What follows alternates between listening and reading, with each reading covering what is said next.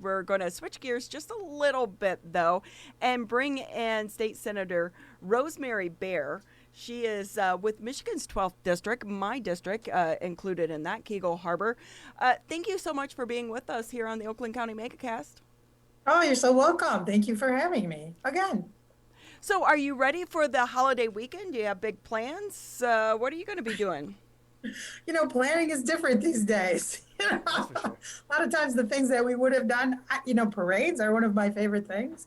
No parades this year, but we'll be outside. We'll be working in the yard. We'll be appreciating having an extra day off.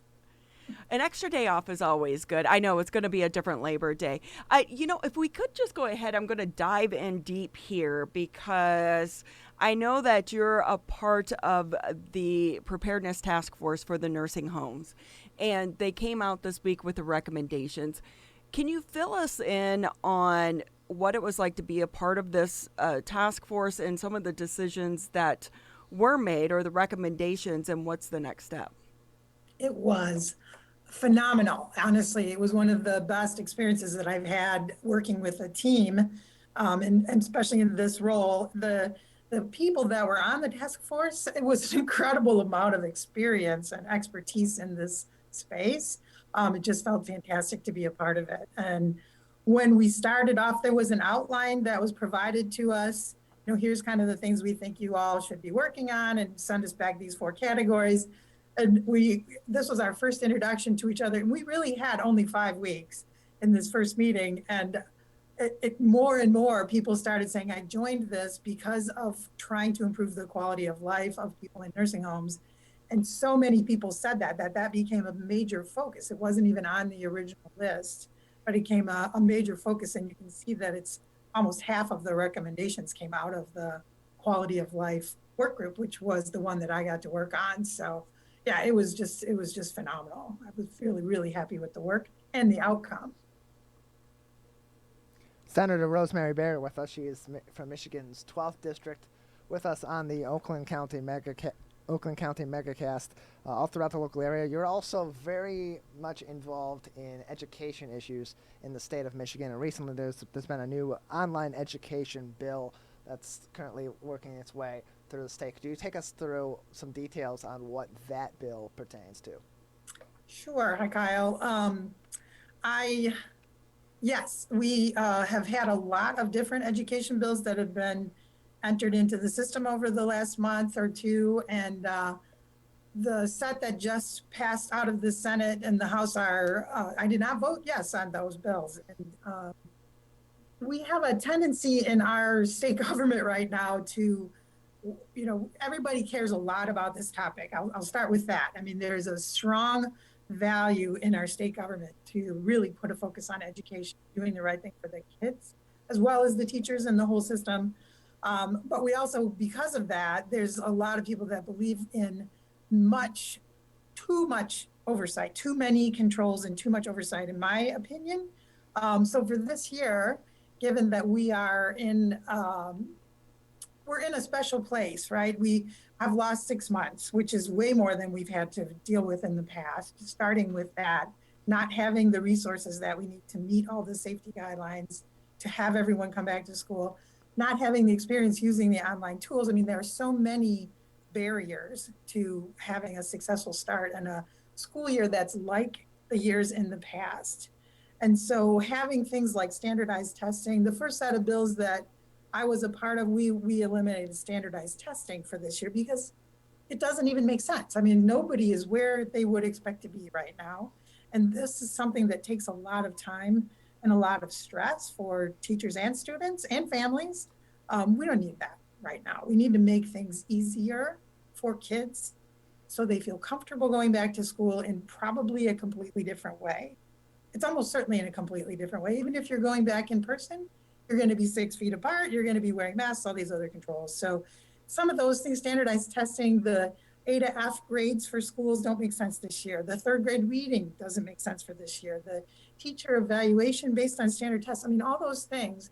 And then they even added yet another kind of test.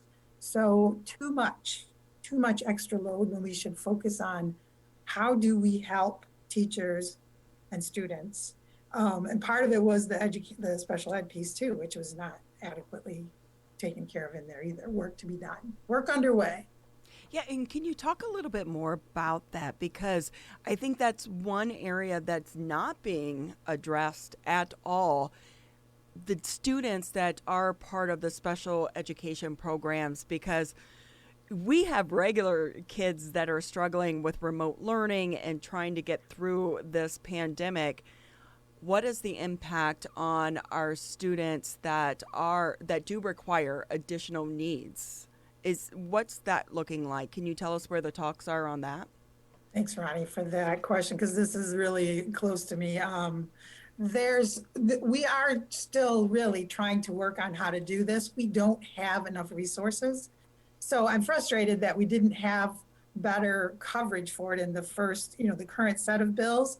But part of that is we just flat out don't have the resourcing that we need. And there's a huge shortage of certified people to work in this space. So we had a big meeting Monday this week with special education directors from school districts all over the state. It was really a big group of people, and it was a great view for us in the legislature on the challenges that they're facing right now. And they're all focused on individualized programming for special needs kids. I mean, they recognize that this is, most of them are not going to do well in the online environment, many of them, I should say. So given that we know this, that is the focus for them. The challenge is, how do we find enough resources to be able to do what we know we need to do to really take care of them? So that's kind of the work that's going on. Part of it is a lot of advocating, certainly on my part and on others in the government, to get the federal government to step up a little bit more here, and especially in this area. There's some pretty severe requirements from the federal government in the IDEAS Act on what has to happen. And not that those are particularly bad in any way, but there's requirements for things that have to be done. And the agreement, in the beginning, when that was proposed, the federal government was going to pay 40% of those costs. And instead, we actually get about 14%. And so we have to make that up here. The state doesn't really have enough money to make it up either. The schools end up using general fund dollars to help offset some of that, which steals from everybody else. I mean, it's a complicated financial environment that we have to also figure out. So these are big, hard questions, but we're putting a big focus on it, and we aren't going to let go. There are some bulldogs here, and we're not going to let go of this until we come up with some better answers. It's not good enough to say we just can't. The best we can do, those kind of words, not good enough. And I know that you and your fellow lawmakers have been working around the clock to try to navigate the pandemic, because there are so many issues on so many different topics. But if I'm a parent and I have a special needs child and it's the first week in September, what you're saying, you mean well, but I'm still living my day to day. So what are you trying to get across to your constituents? What do you want them to know? I want them to know that we are on their side. So we get a lot of calls from parents, and it's my job, right? My job is about supporting the people that live in my district. Ronnie, I support you. You can call me anytime. And so, when parents call because they're worried about their kids' education, that's my top priority. And so I'm, pushing hard and putting a little bit of stress on the system in Lansing, because we have to take care of all those kids. And that is what we're trying to build out. There isn't a simple answer. I will say I'm on 5 different budgets. That's most of my work legislatively, the committees that I'm on, I should say, outside of my primary priority, which is whatever the people in the district need. The committees I'm on are mostly budget committees. And so we are focused on how can we do everything we can to move money into the school budgets. I mean, it really is. We were relieved to see the expectations for budget this year are far better than we thought they were last May. So because revenue in sales tax is much higher than we expected, the budget just as planned out right now, the numbers are very similar to last year, slightly higher maybe than last year. So that's good. That isn't good enough in the time of the pandemic for education, because we know how many more things are needed. And this is one of the primary examples, the extra cost for special needs. So we're trying to do some things. I've been working a lot on how to get networks to everyone, how to get every student access to a network in an emergency way this fall. And that's underway. Part of that is hotspots on buses. Well, buses travel to houses. People could travel on buses, right? Teachers, special aid helpers, aides can travel on buses. So there's other ways to start to try to help that system for individuals within each district as they work on those individual plans. So we're trying to do everything we can to find every additional piece of support for those parents, for those students. And we'll just keep at it until we get enough in there. State Senator Rosemary Bayer with us. She's from Michigan's 12th district on the Oakland County Megacast. Senator Bayer, we're also coming up on a really critical election in November, and after the primaries, we had a record number of absentee votes submitted to our local clerks. We're expecting that to double for the general election. We recently spoke with Secretary of State Jocelyn Benson, who predicted about 5 million people will be voting in this upcoming election, and many of those are going to be by absentee voting. A concern for many clerks is that they aren't able to begin the process of preparing those absentee votes to be tallied until the day of the election, not necessarily counting those votes before the election day, but preparing them to be counted because they need legislative approval. Has there been any discussion in Lansing about providing our local clerks with some of this relief so that they can ensure that their process for counting votes in November is done as swiftly as possible, and reducing the chance that, as Jocelyn Benson had said, election day becomes more so election week? Yeah, there is a lot of conversation. There's been a good set of bills introduced specifically to help with that. The things that can be done without actually looking at the vote, right? So we can do a lot of the individual pieces of opening things and piling things, and to build the structure to make it go faster on election day. And in fact, mostly they are been introduced by Ruth Johnson, who was the former Secretary of State. She also is a Republican and a good partner for us in many ways. I will say that the Republican leadership is not in favor of this happening, and they're stopping it. And I typically try not to say things like that. I'm not, I'm a believer in working together and doing all that. But this circumstance, everything having to do with helping to make sure votes count, that's like the bedrock of our democracy, right? If you don't feel confident that your vote is going to count, that it's going to get there in time and that it's going to count, then we're screwing up in a big way. And if we have things sitting right in front of us that will make this better, and I know the Secretary of State is doing a ton, right? Extra boxes, extra people, all the other things that we can do to support election day, but simple things that we can do in the legislature, call your senator, call your House rep and tell them we want those bills to pass. We want to make it easier for the clerks in every village, township, city to be able to move faster on election day and get every vote counted.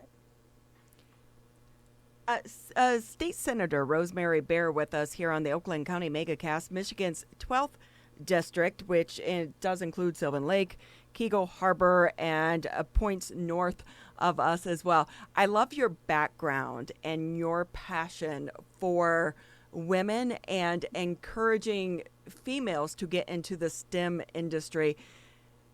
Explain how you even got involved in that, and then what words of advice do you give to the younger generation right now? Oh my gosh, it's so much fun. I spent years working, I built an organization that works with girls in technology and helping them to understand that this is a really cool place to be. It's not just for boys. For me, I stumbled into it in looking for some kind of, I'm an engineer by birth, I think, trying to find the thing that I love to do. And my first computer class, I never left the computer room after that. And they finally hired me. It was sort of that much of a falling in love because it's so creative and it's so interesting every day. You get to invent something new. And I don't think that everyone knows that. So, over the years, first of all, the basic idea of try things until you find the thing you love is the most compelling advice that I can give to any student at any age, right? If you didn't find it yet, just keep looking, because once you do, it won't be work anymore. It's just something you love to do. And I was so lucky to find that while I was still young. And with the girls, it really is not a geeky thing. I mean, there is so much creativity. There's computers and technology in every kind of field now. You can be in working with animals and use computer stuff. So it's everywhere. Whatever it is that you love, there's technology behind it, and you could be the one to do that. And if I'm a parent and I have a daughter or even a son, I mean, we want everyone to go into this arena because this is our future. It really is our future. And I think the one thing that's different from when we grew up to the younger generation now is they are growing up with technology and they're so much smarter. Every time I have a problem, I'm like, oh, I need a 12-year-old. I need a 10-year-old, to help you out because they catch on to things so much faster and so much quicker. Where do you see the STEM industry going, and how do you think having more women in that industry will help change and shape the future of it? Oh gosh, yeah. Well, so what's interesting is the movement from, this pure technology focus to what, when you have diversity in any kind of work, you get different viewpoints and different backgrounds and different places where we care. And we first had our computer camps for girls, and it was fascinating when we were having the sections on how to build computer games. They would come out of this camp with a computer game they built. The games were getting in a car and going and doing social things. The use of computers was very different than the things that at that time were traditionally what computers were used for. We had robotics, for example. In the first year, it was a very standard boys robotics program where they had a battle at the end of the week, the BattleBot thing. The second year, we decided to get a little more creative, and we had a parade. And you would not have believed the capabilities of those robots and how they looked and how they interacted with people, just because they were free to do this in a way that made sense to them. And they added the people part. So ethics in technology, we're still barely scratching the surface on how to really do things ethically, how to use technology ethically, right? Because we're going to have robots that do all kinds of stuff. We're going to have androids that look like people. We're going to have, so if we don't have the right approach, it could get scary for us. So, there's a huge opportunity in every kind of thing that you care about doing. Bring that to this, because technology will apply to it, and we need your other perspectives. Yeah, I'm a little bit afraid, but excited as well when we talk about AI and artificial intelligence and how it's going to lead and change our future. We're already even seeing it in COVID-19 with some of the college campuses, how they're having trackers on some of the students that are helping take their heart rate and trying to figure out whether or not they may be sick in a couple days. And it's fascinating, but it's also can be scary at the same time. Well, we fear losing our own privacy, right? And, I had this thought earlier that we were going to end up with, you do a prick in the morning, you get, a yes or no, are you safe to go out? And then every doorway you pass through, a little scanner reads you as you go by. It says, yep, safe, safe, safe, safe. Oop, there's a red one, stop, bell goes off. We are not, all that technology is actually something we could do today, to be honest. We could actually do that today. But the ethics, the privacy issues, those are going to be the really interesting things that this younger generation gets to figure out for us, because just because it's possible does not mean it's a good idea, right? How do we do that? We're using AI right now. We've been working on how to manage AI in the insurance business, the health insurance business, because there are times often where insurance companies will make decisions on whether something's approved or not with an artificial intelligence tool. So how do we set boundaries on that? If people are getting denied health medical procedures based on a computer program, is that good?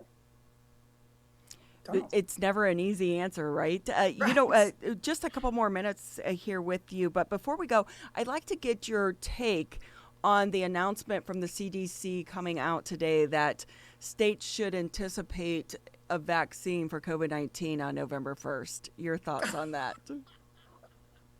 Okay, are we back to the election then, right? Right.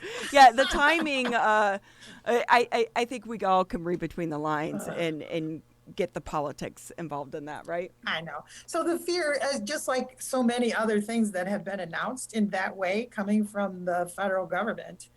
They generally don't have any science behind them. They're just announcements, things that really are not good medicine or that have never had the studies done or any indication that we will be ready with a vaccine from any science anywhere by then. And then just to make an announcement out of it's nonsense and it's clearly politically motivated. It's sad that we have that. I mean, we're talking about public health here. How can we politicize this so very much? It just feels really wrong to me. Senator Rosemary Bayer with us on the Oakland County MegaCast. There's my microphone. Just another couple minutes with you before we let you go today, Senator. Is there anything else that you'd like to talk about, or any other information that would be important for our audience or your constituents to know that we haven't spoken on today? Well, the one thing I want to make sure that I get a chance to mention is about voting.